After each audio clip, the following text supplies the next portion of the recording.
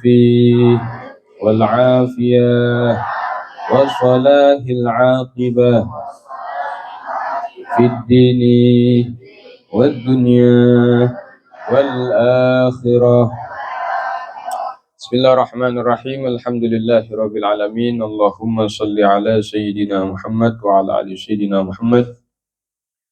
اللهم إنا نسألك فهم النبيين وحفظ المرسلين وإلحام الملائكة المقربين وارزقنا علما لدني والمشروب الصافي الحني وارزقنا إيمانا صادقا ويقينا كاملا. اللهم فقهنا في الدين وعلمنا تأويل. رب اشرح لي صدري ويسر لي أمري واحلل عقدة من لساني يفقه قولي. يا فتاح يا عليم، يا فتاح يا عليم، يا فتاح يا عليم، افتح علينا فتحا قريبا بجاه خير البرية. آمين يا رب العالمين. Bismillahirrahmanirrahim. Qala musannifu rahimahullahu ta'ala wa nafa'ani wa iyyakum bi asrarihi fid dharain. Amin ya rabbal alamin. Faslun, ya, al-mughalladzatu tadhuru bi sab'i waslatin ba'da izalati ainiha.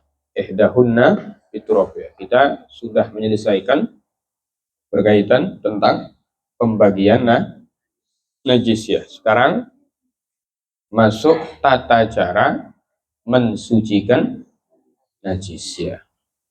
Sebab kemarin sudah kita bagi ada najis mukhaffafa, ada najis mutawasito, ada najis mughalladzah. Sekarang masuk tata cara atau kaifiyah untuk mensucikan najis tersebut. Yang pertama najis mughalladzah ya. Najis mughalladzah apa? Najis berat atau besar, yakni najis anjing dan babi atau peranakan dari anjing atau babi tadi. Al-mughalladzatu, adapun najis mughalladzah, tadhuru itu akan suci apa najis bisab'i ghusalatin dengan 7 basuhan. Ya. Memang kena memakai 7 basuhan ya. Karena Nabi SAW mengatakan idza walagal kalbu fi ina'i ahadikum falyaghsilhu sab'an ihdahunna biturab. Jadi kalau ada anjing yang menjilat sebuah wadah milik kalian, kata Nabi, maka hendaknya dibasuh dengan 7 basuhan. Yang salah satu dari 7 tadi menggunakan turab dengan dengan tanah, bukan batu. Ya. Dengan tanah, ya turab tanah artinya ya debu atau tanah. Ya, tapi ba'da izalati ainiha. Jadi setelah ainnya dihilangkan dulu. Ya. Jadi umpama ada kotoran anjing di tangan seseorang, ya. Maka kalau dia ainnya belum hilang, itu tidak mulai dihitung basuhan kedua, ketiga, keempat, enggak. Jadi kalau dia masih ada ainnya, walaupun dia sudah basuh 6 kali baru hilang, itu dihitung 1 baru. Sebab baru menghilangkan ain najis. Yang tersisa apa? Hukum najisnya. Baru nanti setelah ainnya hilang, baru Anda gunakan 6 kali basuhan sisanya. Ya. Lah, adapun caranya itu bermacam-macam. Ada yang menggunakan air dulu. Air nanti ya baru dengan debu. Ada yang debu dulu ya, atau tanah dulu baru nanti menggunakan air. Ada lagi tanahnya dicampur dengan air. Ini yang paling utama ya. Jadi setelah Anda hilangkan airnya, ada air, Anda masukkan tanah atau debu di situ. Anda basuh sesuatu yang terkena najis mughalladzah tadi. Maka basuhan tadi hitungannya 1. Sisa 6 kali lagi pakai apa? Air. Ini kalau ya bukan membasuhnya itu di sungai. Kalau kita membasuhnya di sungai bagaimana? Ngitung 1 sampai 7-nya itu bagaimana? Itu dihitung dengan gelombangnya nanti. Ya, jadi digelombangkan itu sampai 7 kali. Itu tata cara menghilangkan najis mughalladzah. Ya, jadi tetap ya, mau najis itu mutawasito, mughalladzah, ya, itu kena ainnya dihilangkan dulu, baru nanti dia berubah menjadi hukmiyah. Baru Anda basuh sisanya. Ya, ini yang pertama. Kemudian yang kedua, wal mukhaffafatu, dan adapun mukhaffafah, najis mukhaffafah, najis ringan. Apa najis mukhaffafah? Baulus sobi alladzi lam yat'am ghairal laban wa lam yablughil haulin. Ya, wa lam yablughil haulin. Ya. Kencing bayi laki-laki yang belum makan tapi makanannya itu makanan pokok, ya, dan belum sampai usia 2 tahun. Itu namanya najis mukhaffafah. Ya. Nah, kalau bisa matan itu dihafal, ya. Jadi al-an waktukum li ta'allum wal hifdz, ya. Sekarang itu waktu kalian untuk belajar dan menghafal. Maka kalau kalian tidak bersungguh-sungguh di masa semacam ini, kalian akan menyesal di masa yang akan datang. Yang andai kalian menyesal sampai neteskan air mata yang berubah menjadi darah, maka tidak ada gunanya. Ya. Makanya kalau masih semacam ini, itu perbanyak hafalan matan. Ya. Jadi fikih, hafalkan matannya. Apa? Anda boleh pilih, Anda mau hafalkan Safina atau Anda mau hafalkan takrib, ya. Biasanya ngafal, ya pilih saja. Biasanya tergantung madrasahnya, ya. Ada madrasah sir, ada madrasah tarim, ya. Biasanya memulai dengan ada yang pakai Safina, ada yang menghafal Risalatul Jami'ah, ya. Ada yang menghafal takrib dan lain-lain sebagainya. Yang pasti kena ada hafalan matan, ya. Kenapa? Sebab tanpa hafalan matan itu santri akan banyak sekali lupa akan masalah, ya. Jadi dengan adanya hafalan itu akan mengingat sesuatu yang sudah Anda pahami, ya. Seperti itu.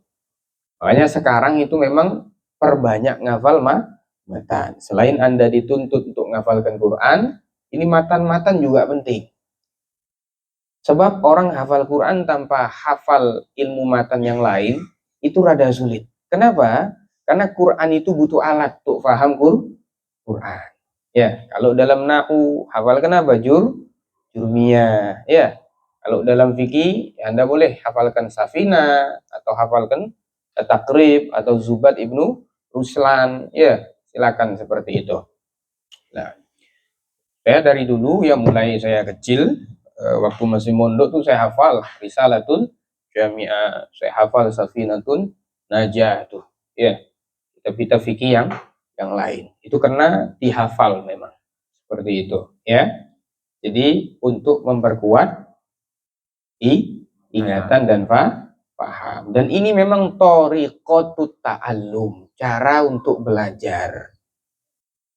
Makanya ulama dulu tuh mondoknya 6 tahun, 7 tahun, 11 tahun, tapi jadinya asli. Luar biasa jadinya itu.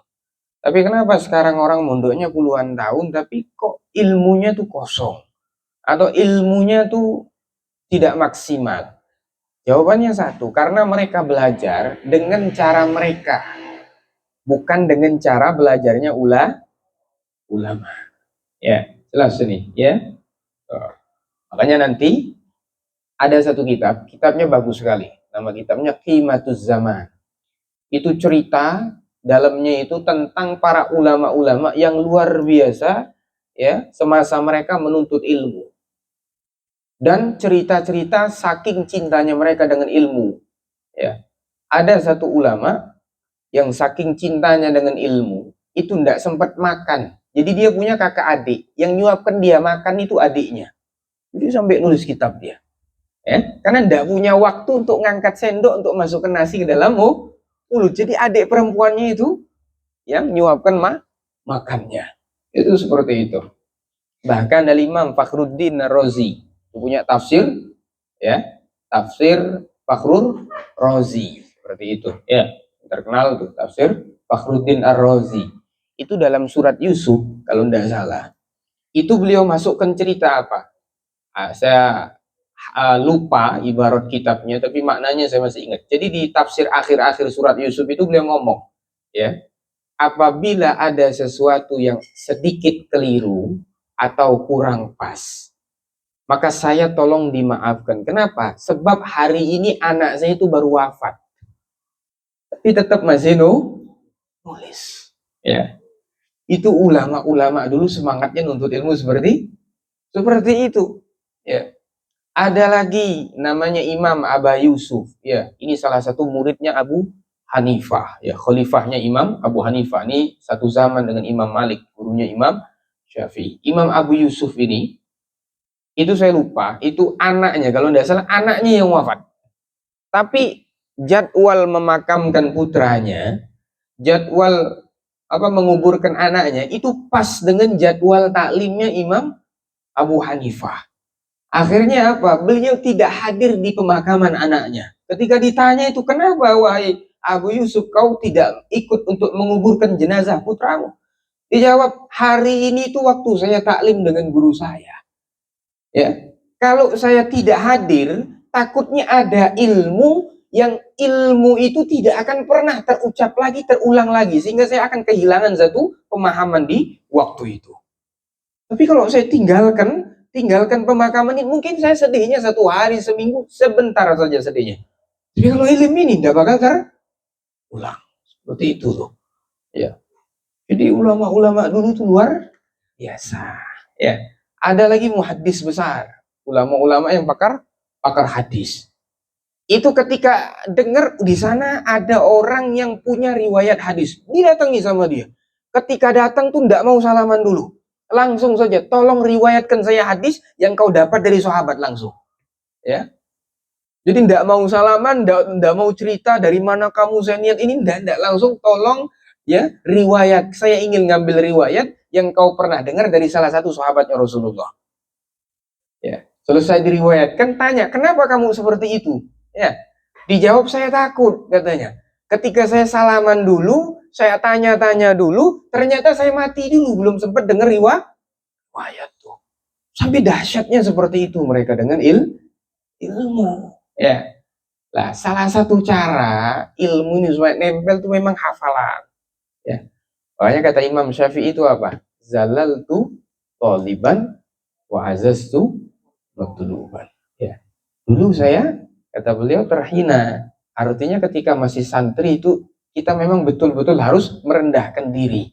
Ya, jangan sampai ada waktu yang terbuang. Ya, Allah, Anda akan menyesal ketika Anda sudah keluar. Ya, kenapa di pondok dulu ndak ngapal ini saya? Kenapa? Apalagi kalau sudah jadi ustadz, repot gitu loh. Kalau sudah jadi ustadz boro-boro mau ngapal, ya kebanyakan jadwal nanti itu. Tuh, ya. Jadi sekarang itu waktunya apalagi masih kecil tuh, enak sekali ngapal. Ya. Jadi harus ngapal. Kata guru kami, man hafizul mutun nalal funun, seperti itu. Siapa orang yang banyak menghafal matan-matan kitab, ya, maka mereka akan mendapatkan apa? Pemahaman untuk memahami cabang-cabang berbagai macam ilmu. Ya. Lah, kalau orang mau jadi dai tahu penceramah itu. Makanya orang itu ada mubaligh, ada muallim, ada murabbi. Ya, mubaligh itu siapa? Ya, orang yang bisa ceramah. Ya. Jadi dia kalau di atas podium ceramah bisa pandai sekali ceramah-ceramah. Tapi kalau suruh baca kitab mumet, nggak bisa. Ya. Ada yang seperti itu. Dia hanya sebagai penyambung lidah, mubaligh. Tapi bukan berarti tidak baik, bagus. Ya, sebab mereka juga saat orang-orang yang berjuang untuk agama Rasulullah. Ya. Ada lagi muallim. Makanya sigotnya saja dari apa? Wazan fa'ala yufa'ilu, allama yu'allimu. Ya, itu namanya sigotul muballaghah. Ya. Artinya muallim itu banyak sekali dia mengajar. Banyak kitab-kitab yang dia kuasai. Banyak cabang-cabang ilmu yang dia miliki. Seperti itu. Lah, kadang orang pinter sekali kitab, tapi suruh ceramah tidak bisa. Malah kita kalau dengar dia ceramah, itu ngantuk kita. Ya, ini kenapa ini orang ini ya? Tuh. Apalagi inti kalau kadang dengar orang khutbah Jumat itu, inti setengah tidur. Nih gimana? Lah kadang seperti itu. Dia pandai kalau baca kitab, ngajar kitab, ilmunya tuh kelihatan. Singa betul dia kalau sudah ngadepi kitab itu. Tapi kalau ceramah, biasa saja. Ya, biasa saja. Ada yang begini, dia mu'alim tapi tidak bisa ceramah. Saya punya beberapa guru yang kalau ngajar kitabnya tidak ketulungan alimnya itu. Ya, mumet kita kalau duduk di majelis beliau itu. Karena alim betul itu. Inti datang duduk di majelis beliau, tidak mutola'ah, sebelumnya mumet sudah pasti. Ya, karena satu kalimat itu nanti nyambung ke sini macam-macam seperti itu. Tapi kalau beliau ceramah, ngantuk semua itu anak-anak. Ya, karena tidak ada nada tinggi kan. Inti kalau belajar ceramah kan ada nada tinggi, ada nada rendahnya, ada teriak-teriak kan begitu ya. Ada yang seperti itu. Ya. Tapi sekarang itu al-an zamanul khitab fa in lam takun ta'akhir anil maidan. Itu kata guru kita tuh. Sekarang itu waktunya apa? Khitab. Waktunya menjadi khatib. Kalau kamu tidak pandai untuk berkhutbah, kamu tidak pandai untuk berceramah, ta'akhir anil maidan. Kamu akan ketinggalan di dunia dakwah ini. Seperti itu. Ya. Tapi yang baik itu ya muallim, ya muballigh. Ya.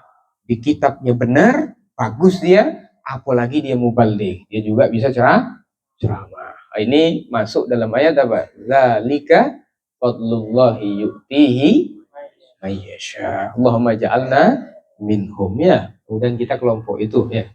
Ada lagi yang paling tinggi itu murabbi, ya. Murabbi itu bukan hanya ngurus zuhirnya si murid itu, tapi batinnya si murid itu akan diurusi oleh orang tadi. Ada yang mubaligh saja, tidak muallim. Bisa ceramah, tidak bisa kitab. Ada yang muallim saja, tidak bisa mubaligh. Lah yang paling bagus itu Anda ketemu guru ya mubaligh, ya muallim, ya murabbi. Jadi kalau ketemu yang semacam ini, ya, kalau bahasa hadis itu kita pinjam, gigit dengan gigi geraham. Jangan dilepasi. Dia nak lari kemana kita kejar. Ya, seperti itu. Pindah ke sana kita kejar kemana itu. Itu seperti itu. Kembali ke masalah tadi. Ya, paham ya?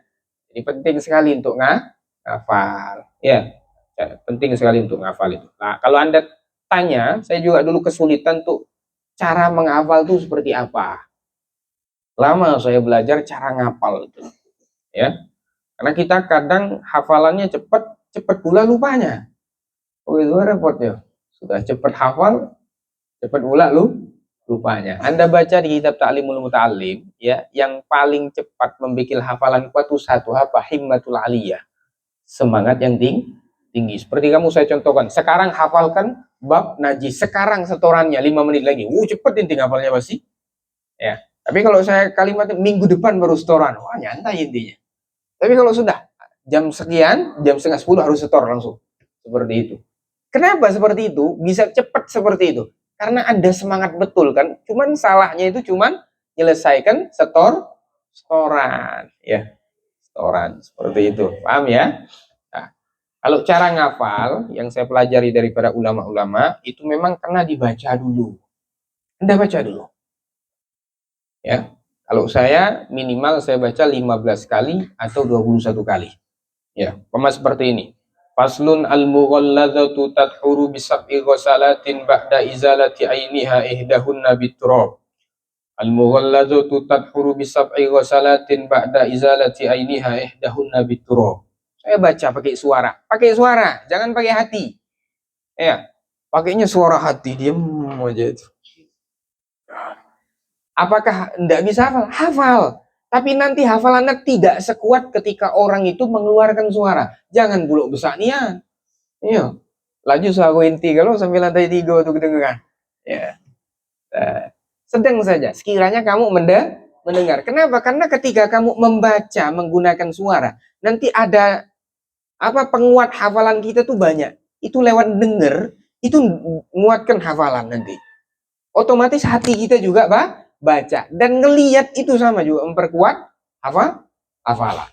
Ini boleh Anda baca 15 atau 21 kali, ya. Saya punya adik perempuan masih mondok itu, saya suruh 21 kali keliengan dia. Lamo. Ya kalau sedikit yang dihafal, kalau banyak suruh baca 21 kali dulu. Nah, cuman memang seperti itu. Makanya hafalan ini sebenarnya bukan cepet-cepetan. Ya. Tapi hafalan itu tergantung seberapa istiqomah Anda akan menjaganya ketika Anda sudah hafal. Bukan cepet-cepetan. Saya cepat hafizul Quran umpama 3 tahun selesai saya. Bukan itu sebetulnya yang diinginkan guru-guru kita. Tapi seberapa baik kamu menjaga istiqomahnya kamu sehingga Quran ini tetap ada sampai kamu wafat di dalam hatimu itu.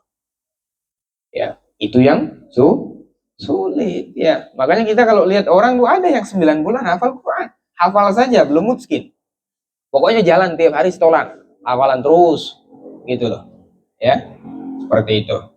Pertama baca 21 kali. Ini bagus seperti ini. Nah, setelah Anda baca 21 kali, baru Anda tutup kitabnya. Ya, Anda tutup kitabnya tadi. Nah, baru Anda hafalkan per kalimatnya itu.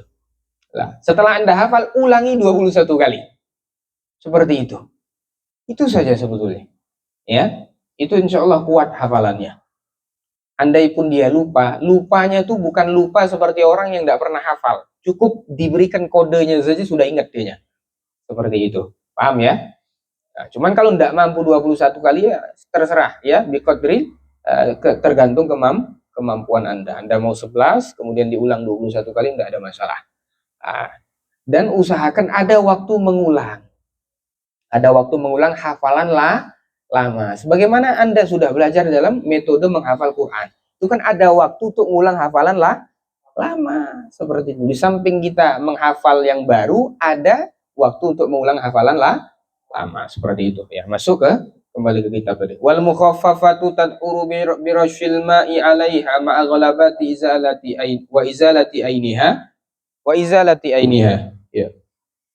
Kemudian mukhaffaf, najis yang ringan, itu akan menjadi suci dengan sebab apa? Dipercikkan air di atas najis mukhaffafah tadi. Ya. Nah, tapi ma'al ghalabati melebihkan najisnya.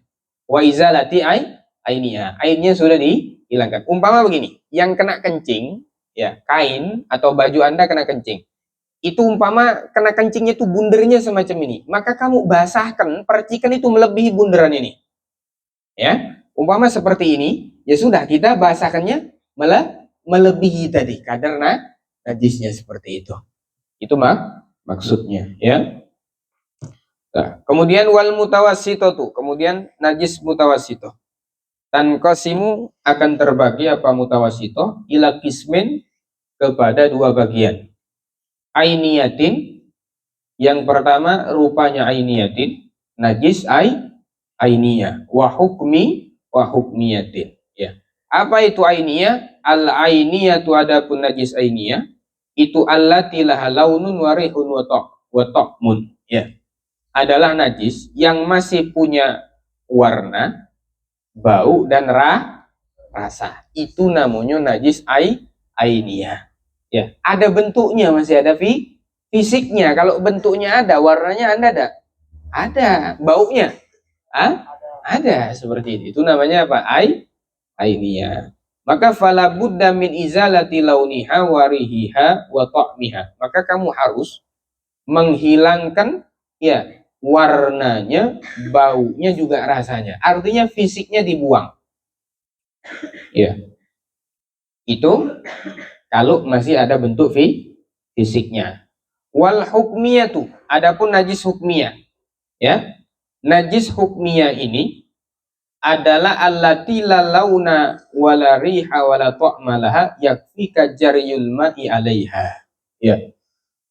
Najis hukmiyah itu ya kebalikan daripada ainiyah. Kalau ainiyah ada bau rasa warna, hukmiyah bau rasa warna sudah tidak ada. Makanya cara mensucikannya apa? Cukup mengalirkan air. Perhatikan itu loh lafadznya. Mengalirkan air di atas najis. Kita contohkan. Ya. Mana ini? Umpama ya, ini kotoran kucing. Ada di lantai sini. Ya. Contoh ngilangkan najisnya. Kotoran kucing ini mughalladha, mukhaffafa, mutawassithah. Mutawassithah. Ainiyah hukmiyah. Ainiyah karena masih ada bentuknya, warnanya dan ya rasa ini tidak mesti Anda cicip gitu. Nah, kata lagi, bukan. Ini dikira-kira saja ya, ditakdir saja seperti itu. Dikira-kira saja, ya. Lah, ada najis kotoran kucing di atas lantai. Lah, maka caranya apa? Anda hilangkan dulu najis ini pakai tisu kah, pakai kain kah, diambil dulu. Ya, sampai bersih, ini belum suci. Dia berubah dari ainiyah menjadi setelah dia berubah menjadi hukmiyah, baru apa? Alirkan air. Selesai. Itu caranya. Ini cara yang benar. Yang salah bagaimana? Ini kotoran kucing. Ya. Kotoran kucing. Tahu-tahu ada santri langsung disiramnya dari jauh itu. Ya. Pakai air. Habis itu dipelnya. Kinclong kan? Lah. Apakah dia sudah suci? Jawabnya tidak. Anda malah memperbanyak bagian yang terkena najis. Seluruh lantaian yang terkena air yang disiram najis ini semuanya mutanajis. Itu salah, ya. Makanya kalau kita bersihkan musola, bersihkan masjid, itu jangan sampai salah. Kalau ada najis mutawasito, ya.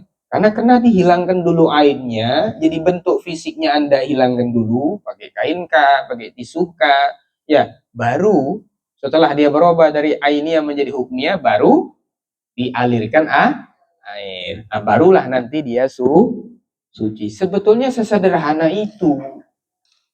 Ya, paham? Jelas ya?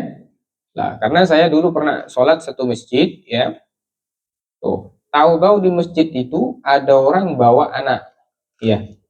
Anak yang sudah agak besar, tapi tahu-tahu anak itu kencing di masjid.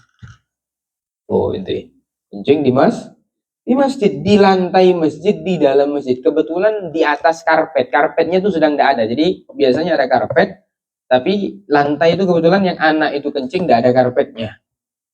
Jadi airnya itu kan betul-betul tampak air kencingnya itu. Nah, sama pengurusnya saya lihat, ya, itu langsung dipel sama mereka. Dipel, selesai dipel, ya. Harusnya kenapa setelah airnya sudah hilang? Langsung disiram, dialirkan. Itu enggak, cukup dipel saja. Kering, selesai. Ini tidak bisa suci. Jadi kalau orang sholat di atas itu, apakah sah Pak Ustadz? Kalau ada salah seorang dari basah, umpama kakinya basah, lantainya sudah kering, tapi belum suci loh. Lantainya belum suci, ya. Tapi kalau sudah kering kalau ketemu kering dalam kaidah fikih itu apa? Al-jif bil jif la yanjus bila khilaf. Kering ketemu kering itu tidak najis tanpa khilaf. Nah, sekarang sudah kering lantai tadi. Ada orang masuk masjid, sholat di atasnya. Apakah sholatnya sah? Tergantung. Kalau kaki orang tadi kering, maka sholatnya sah. Karena kering sama kering. Tapi kalau salah satunya basah, maka langsung lantai tadi dan orang itu langsung jadi mutanajis. Sama halnya ketika ada orang punya bayi. Bayinya tidur di atas kasur, pakai selimut. Bayinya bukan bayi laki-laki, bayi perempuan. Tahu-tahu kencing. Sama ayahnya selimutnya dijemur. Ya, dijemur otomatis apa? Kering tapi belum suci itu. Dia kering tapi belum suci, ya. Lah, yang repotnya ketika bapak tadi masuk kamar dan dia punya keringat tadi nyentuh dengan bagian selimut yang pernah kena najis tadi, yang dikeringkan saja tapi belum disucikan, jadilah mutanajis dia. Paham ya? Jadi jangan salah kalau membersihkan najis. Kadang santri lupa cara membersihkan najis, pada seringan itu. Jadi kalau di ainiyah, inti hilangkan dulu bentuk fisiknya, barulah itu siram, ya. Lah, repotnya ada masalah begini. Anda sudah hilangkan bentuk fisiknya, tapi ada salah satu sifat najis, ya, yang masih menetap pada pakaian tadi. Lah, kira-kira itu seperti apa? Ya. Sebab ada dua sifat yang sulit sekali hilang. Yang pertama warna najis, kemudian bau. Ya, kemudian baunya. Tuh.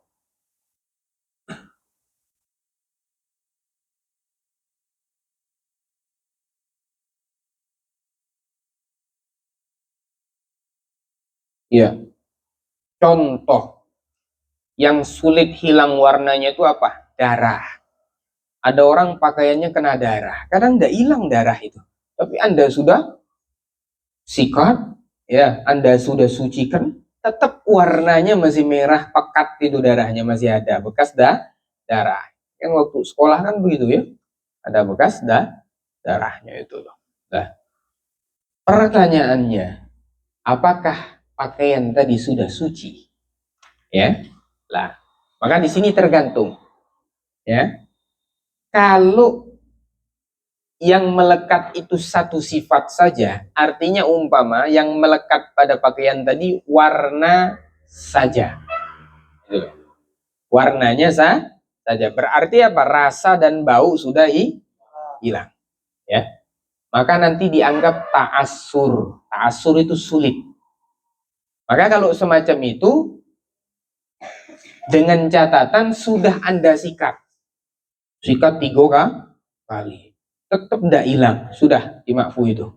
Tetap nanti sudah suci. Jadi ukurannya begitu. Sekiranya kalau sudah disikat, warnanya tuh masih netap pada pakaian tadi, maka dia nanti ta'asur, ya, sulit. Maka nanti sudah dianggap suci. Ya.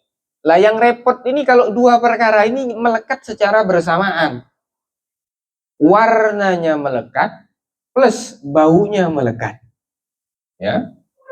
Lah, ini yang ngerang sulit. Ya, maka di situ Anda kena hilangkan dulu salah satu dari sifatnya tadi. Ya, salah satu dari sifatnya tadi. Biasanya memang warna itu yang rada sulit hilang. Ya, paham ya? Seperti itu ya caranya ya. Ya. Tapi kalau umpama dalam satu pakaian ada 2 najis, ini warna, ini bau saja yang masih. Ya, di sini ada darah dan darah di sini. Darah yang di sini itu bau sama rasanya sudah hilang, warnanya masih menetap, sudah disikat. Maka dia ta'asur nanti tetap suci. Lah yang satunya di sini di pinggir ini warna sama rasanya sudah hilang tapi baunya masih ada. Ya. Apakah dia dimakfu ya? Seperti inti tahu-tahu ya, kepegang kotoran kucing. Itu kan inti mau pakai lesboy, mau inti pakai sabun macam apapun, itu kan tetap ngelekat baunya di tangan kita itu loh. Nah pertanyaannya, apakah tangan kita sudah suci? Sudah suci. Dengan catatan apa? Sudah digosok-gosok, maka dia nanti akan ta'asur. Kalau sudah ta'asur, maka dianggap suci. Jelas ya? Ini seperti itu. Ya. Kemudian faslun aqallul haid yaumun walailatun. Ya, ini sudah masuk nanti pembahasan masalah haid. Ya, ini penting. Ya, karena jangan Anda kira yang harus paham haid itu hanya perempuan. Laki-laki malah harus lebih paham masalah haid ini. Kenapa? Karena nanti kita bakal punya anak perempuan. Kalau dia nikah punya istri perempuan. Sebab ya repot ketika Anda tidak paham masalah haid. Sebab darah yang keluar dari perempuan itu kemungkinannya itu 3. Yang pertama haid, yang kedua nifas, yang satunya istihadah. Haid nifas dak wajib sholat, dak wajib kodok sholat. Yang wajib kodok puasa saja. Jelas ya?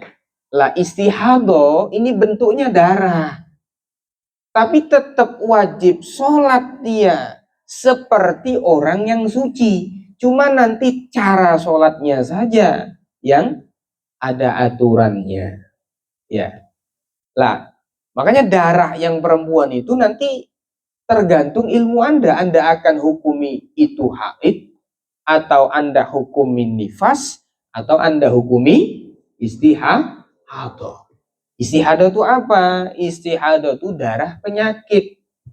Dia bukan haid, bukan nifas. Ya. Lah, Di zaman Rasulullah yang kena haid itu dari ribuan sahabat perempuan, ya, itu cuman kata para ulama, saya dengar dari guru saya itu 5 sampai 7 orang saja. Makanya kitabul haid di kitab fikih itu sedikit. Kecuali ulama-ulama ya, sekarang kan ada itu. Ya, Risalatul Mahid, ya, risalah-risalah tentang haid itu. Banyak ulama yang mengarang masalah haid. Memang dibikin risalah khusus. Sebab penting sekali masalah haid ini. Nah, kitab ini kita akan baca secara ringkas saja. Tapi penting Anda pahami. Sebab ini basic tuh Anda baca kitab haid yang lebih tinggi. Seperti itu. Ya. Di zaman dulu sedikit. Kenapa? Karena orang dulu tuh makanannya itu masih terjaga. Orang-orang perempuan dulu masih terjaga. Lah sekarang ada sebelah, ya apalagi itu, ya mercon, ceker mercon itu kan, waduh, mie gacoan, mie nyemek, ya loh. Makanya banyak sekali rata-rata perempuan era sekarang tuh ngalami istihadah. Ya, lah makanya kalau Anda tidak paham repot Anda. Sebab sekalinya Anda ini haid, berarti ada 10 perkara yang orang itu haram lakukan perempuan tadi. Ya, sebab kan kita sudah bahas bahwa yahrumu bil haidi asyratu asya. Ya, ada 10 perkara yang diharamkan bagi wanita haid. As-shalatu wa tawafu wa musab wa hamluhu sampai akhir 10 perkara tadi. Itu sekalinya Anda katakan haid. Loh. Lah, yang serem itu bagaimana? Sekalinya Anda, istriku, ini haid, berarti kamu ngaramkan 10 perkara sudah itu. Ya boleh mending kalau haid. Lah repotnya itu bukan haid, tapi kamu nyangka itu ternyata istihadah. Bagaimana status istri kamu tadi? You ninggalkan sholat, ninggalkan puasa. Ya. Dalilnya siapa? Yo kamu kan imamnya. Ar-rijalu qawwamuna 'alan nisa. Ya kalau intinya alim enggak apa-apa. Jadi imam. Ya, makanya penting ya pahami masalah haid. Nah ini sudah saya tuliskan rumus ya. Ini juga dijelaskan oleh Buya Yahya Cirebon, itu bagus masalah haid ini. Ya.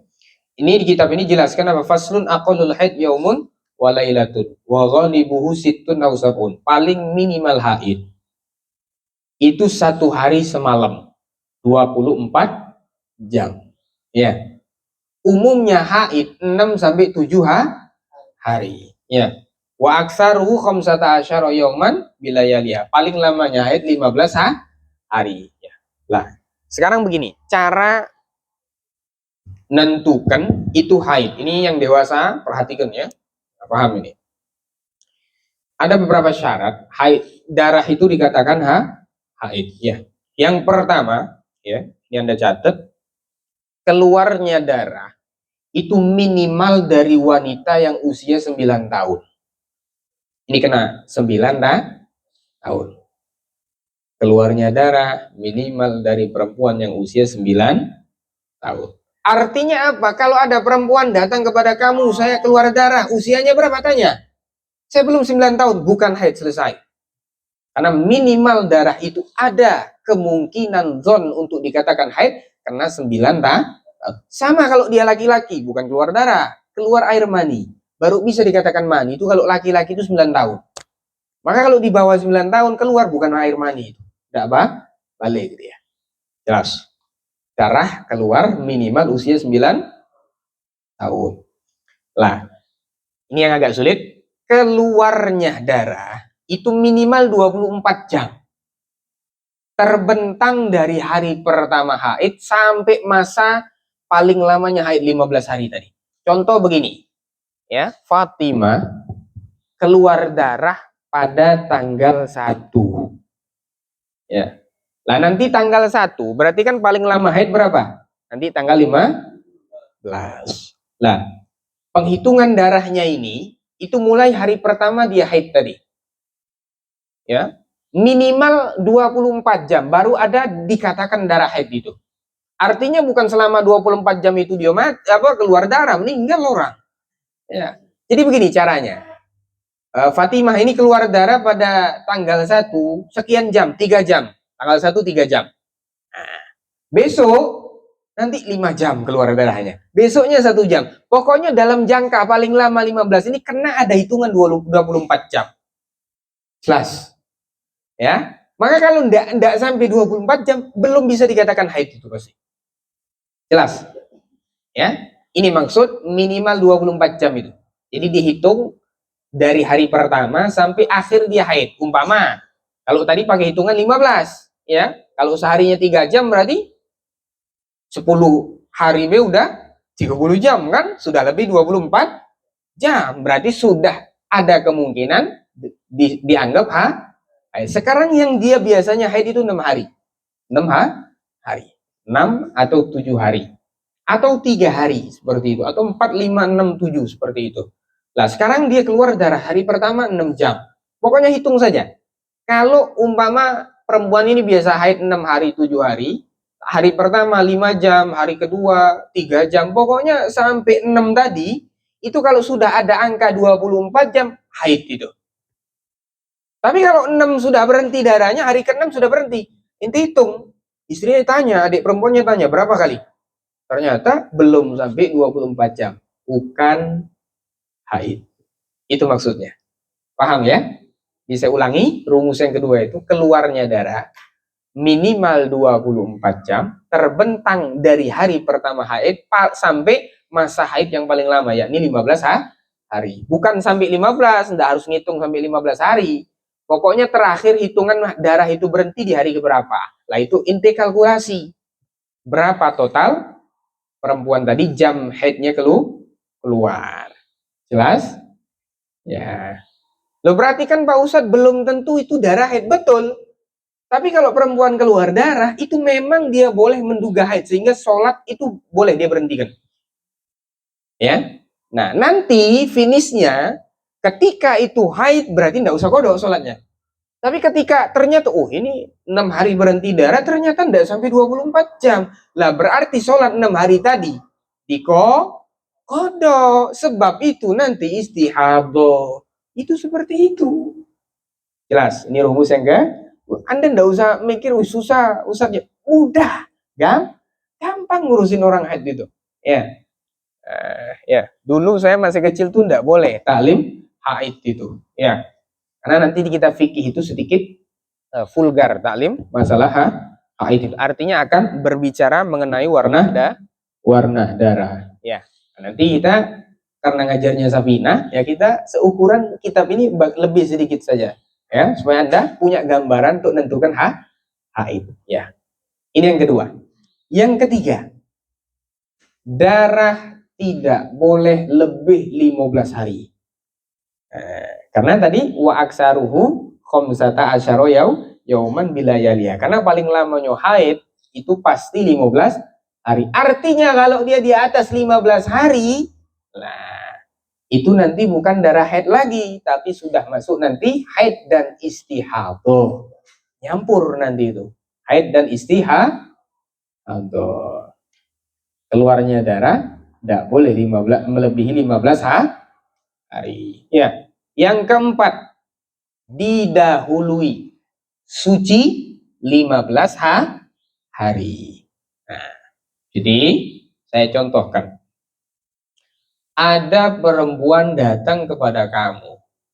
Inti jadi Ustadz, saya keluar darah. Inti tanya dulu, usianya berapa? 9 tahun. Berarti rumusnya cocok, ya. Sudah 24 jam belum? Sudah Pak Ustadz. Rumus kedua cocok. Rumus ketiga apa tadi? Ya, darah tidak lebih 15 hari. Lah yang terakhir yang keempat ini inti tanya, kamu tadi sucinya itu harus minimal 15 hari. Minimal 15 hari. Artinya kalau ada perempuan di bawah 15 hari sucinya tahu-tahu keluar darah, ya nanti darahnya bukan haid. Karena memang paling minimal suci itu 15 hari. Ya, jadi dia harus suci dulu 15 hari. Keluar darah, baru kita boleh ada kemungkinan darah haid. Tapi kalau di bawah 15 hari sudah keluar darah, itu pasti bukan haid. Yang terakhir, tidak setelah melahirkan. Ya, sebab nanti kalau habis melahirkan bukan haid, namanya nifas. Itu seperti itu. Rumus ringan haid. Jelas ya? Jadi kalau punya adik perempuan tentukan ya yang pertama usia dia, kemudian apa tadi? minimal 24 jam darahnya ya. Kemudian darah tadi tidak melebihi 15 hari. Kemudian yang keempat, minimal didahului suci 15 hari ya. Kemudian yang terakhir, tidak keluar setelah melahirkan atau tuntasnya melahirkan, seperti itu. Wallahu a'lam bishawab ya. Insyaallah nanti kita akan kembali bahas haid lagi di pertemuan yang akan datang ya. Ini supaya Anda ada gambaran masalah haid. Sallallahu taala alaihi wasallam Muhammadin wa ala alihi wasallam. Alhamdulillahirabbil alamin wa ila hadratin Nabi al-Fatihah. Bismillahirrahmanirrahim.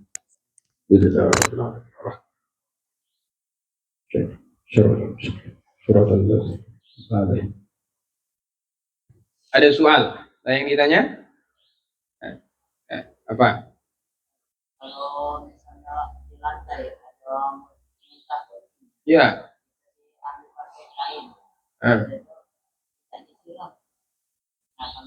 Masih mutanajis dia.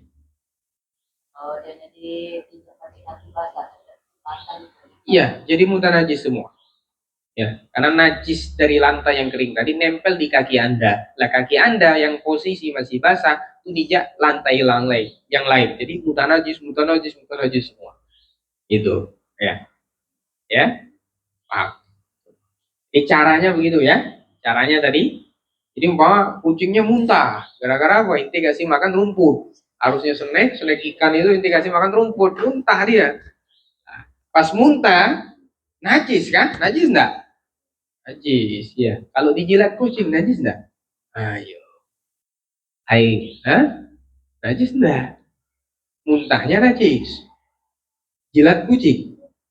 Ada air atau dijilat oleh kucing. Atau makanan, ya itu tinggal dengar. Aduh kucing no, dijilatnya dari kucing kita nyingok situ. Dia sudah nyilat di sini. Nah, apakah najis apa tidak? Tergantung. Ya. Kalau kucingnya tadi itu masih di dalam pengawasan Anda, artinya dia tidak memakan bangkai. Jadi pokoknya masih dalam kawasan kita kucing ini. Maka di situ ada potensi dimakfu itu, jilatan kucing tadi. Karena Anda tidak melihat dia makan bangkai. Tapi kalau kucing tadi pernah sempat hilang dari pandangan kita, artinya dia pernah keluar, nah itu harus hati-hati karena ada potensi di luar itu dia jilat najis. Begitu. Jelas ya?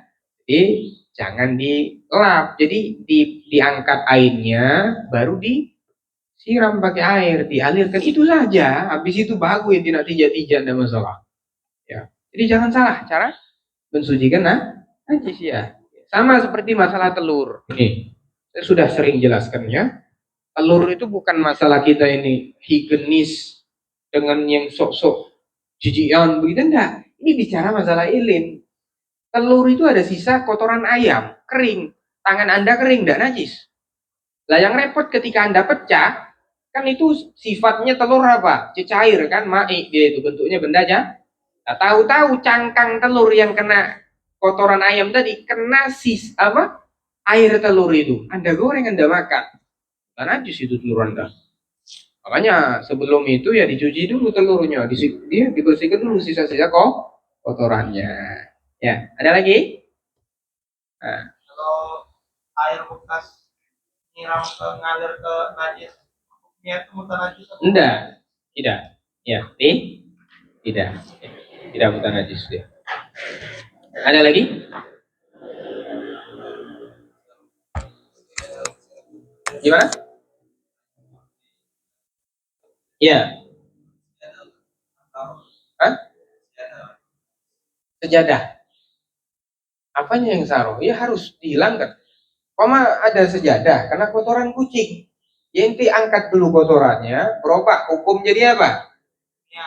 Lah, tinggal inti keluarkan sejadahnya. Lah, bagian yang kena najis tadi disiram, dialirkan, selesai. Jadi tidak harus inti panjang karpet dari sini ke sana 10 meter umpama. Lah yang kena di tengah-tengah. Bagaimana cara sucikannya? Kita ambil kain najisnya sehingga dia berubah menjadi Nah, habis itu tinggal kita alirkan saja itu. Beres, selesai. Jelas. Jadi tidak harus inti seluruh senjatanya itu inti cuci. Ya kalau begitu tidak apa-apa, hitung-hitung rajin pahala. Makanya repot ya. Kalau ya mending kalau kucingnya itu kotorannya itu setahun sekali. Ya, kalau dia seminggu sekali macam itu buat itu. Kan inti tobat juga bersihkannya kan. Tobat gitu. Oh ya. Jadi cukup dihilangkan airnya, kemudian nanti berubah hukumnya, baru hilangkan hukumnya. Ya. Lah itu kan otomatis kalau kotoran kucing pasti ada sisa sifat najis yang tersisa. Apa? Bau. Nah, maka sebelum Anda selesai itu sikat dulu, sikat supaya nanti dia masuk tasur. Kalau sudah tasur ini sudah kita jemur sudah beres, selesai. Ya, paham? Begitu jalan. Hah? Iya, enggak masalah. Kalau najisnya cair, ya, inti lap dulu, ya, lap dulu. Setelah itu baru dialirkan air, seperti itu. Cukup seperti itu. Ada lagi? Kalau misalnya ada Ya.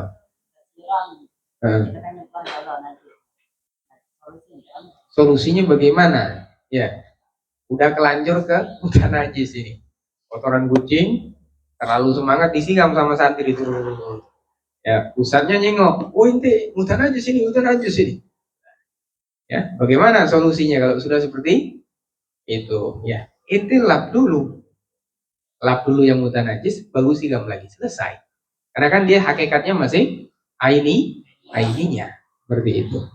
Ya, baru disiram lagi, baru jadi hukumnya, kemudian di yasfika jariyul ma, kita alirkan air, maka dia cukup menjadi suci. Ada lagi? Kalau ada saja, kalau kencing Santri. misalnya. Iya. Kenapa? Kan kering sudah jadinya misalnya. Ah. Tinggal najis hukumnya berarti. Udah, oh kalau udah kering, Iya. ya tinggal disiram lagi ya. Ya. Nah terus kalau ada nak sholat di pojok sejadah itu wajib ingat tidak bahwa itu ada. Lah iya harus. Ya, kamu tahu ada najisnya di situ, ya. Maka kasih tahu, jangan selesai dia sholat, oh najis itu. Itu mulai ngomong itu. Ya, ya Allah. Ya. Jadi dikasih tahu ya. Nah, tapi orang tadi tidak wajib nyari tahu ini najis atau tidak ya. Poma dia lewat naik sepeda, ada banyu, ya mercik sama sarung dia itu. Najis apa enggak ini? Enggak, ya. Karena hukum asal air ya suci, tanah ya suci begitu ya. Seperti itu. Ya harus kasih tahu ya. Nah, ada perbedaan ketika najis itu ada di masjid ya atau di majelis. Kalau di masjid itu wajib inti buang sesegera mungkin. Ya. Tapi kalau di majelis di tempat duduk seperti kita ini, ya itu boleh nanti Anda hilangkannya tidak masalah. Tapi kalau masjid itu alal faur harus seketika hilangkannya. Contoh, ada orang sholat, ya, tahu-tahu ada cecak di atas kepala dia. Buang kotoran, masih hangat itu kotorannya. Kena salnya, sorbannya. Nah, itu kan yang repot itu nanti kan di bab pembatalan sholat itu kan kejatuhan najis. Nah, cuma nanti posisi jatuhnya najis itu di mana? Kalau di anggota pakaian yang masih ada kemungkinan dilepas, maka sholatnya masih bisa diteruskan. Contoh, jatuhnya tadi di imamah atau di sorban. Karena kan syaratnya itu kan kita boleh meneruskan sholat selagi najis itu tidak ditetapkan lamo seperti itu. Jadi ketika jatuh najis langsung dibuang lagi. Cuman syarat buangnya itu tidak boleh nyentuh tangan, tidak boleh disentuh. Kenapa? Sebab Anda sentil begini. Lah najisnya lengket di sini. Nambah repot inti. Jadi bagaimana? Jadi sorbannya ditarik. Nah, ditaruh di bawah. Ya. Nah, cuman nanti repotnya kalau dia sholat di masjid. Kalau dia sholat di masjid, najis itu jatuh habis sholat langsung dia buang dulu itu. Begitu. Ya. Itu kalau najisnya tadi sifatnya basah. Jadi agak sulit meneruskan sholat kalau najisnya sifatnya basah. Kecuali di bagian tubuh pakaian yang tertentu, pakaian yang bisa dilepas. Ya. Tuh. Mama langsung lah lepas. Nah kalau najisnya kering, bagaimana? Ya. Jadi caranya ini. Nah, gitu. Ya. Kalau najisnya kering. Jadi yang digerakkan adalah pakai tetap Anda tidak boleh nyentil lu itu, tidak boleh tetap. Memang aturannya begitu. Ya, cuman repotnya nanti setelah kamu sholat, kalau itu di masjid, kamu harus bersihkan secara cepat. Gitu.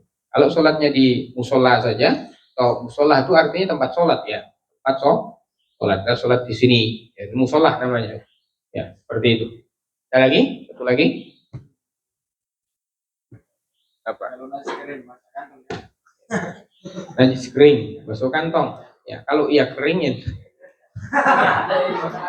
ini ada urusan apa kantongnya najis? Hah? Ya. Kalau dia kering nggak ada masalah. Pas sholat. Iya. Kalau nggak tahu, kalau tahu ya nggak boleh.